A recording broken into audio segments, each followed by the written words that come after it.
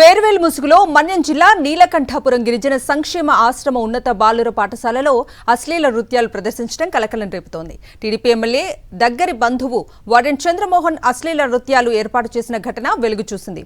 విద్యార్థులకు విద్యాబుద్ధులు నేర్పించాల్సిన ఉపాధ్యాయులే ఇలాంటి అశ్లీల నృత్యాలు చేయించడంపై విద్యార్థుల తల్లిదండ్రులు ఆగ్రహం వ్యక్తం చేస్తున్నారు.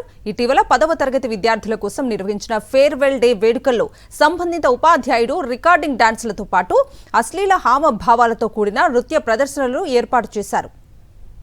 విద్యార్థుల ముందే ఇలాంటి కార్యక్రమాలు నిర్వహించడం ద్వారా వారి మానసిక వికాసంపై ప్రతికూల ప్రభావం చూపేలా చేశాడని తల్లిదండ్రులు, గిరిజన సంఘాల నేతలు మండిపడుతున్నారు. విద్యామందిరంలో ఈ సంస్కృతి ఉంటే సంస్కారం, క్రమశిక్షణ భవిష్యత్తుకు దారి చూపే కేంద్రంగా ఉండాలి. కానీ పవిత్ర స్థలంలో ఇలాంటి అశ్లీల ప్రదర్శనలు జరగటం సమాజానికి తలవంపుగా ఉందని అసహనం వ్యక్తం చేస్తున్నారు. తమ పిల్లలను నమ్మకంతో పాఠశాలకు పంపితే అక్కడ ఇలాంటి అనుచిత కార్యక్రమాలు జరగటం బాధాకరమని విద్యార్థుల తల్లిదండ్రులు వాపోతున్నారు.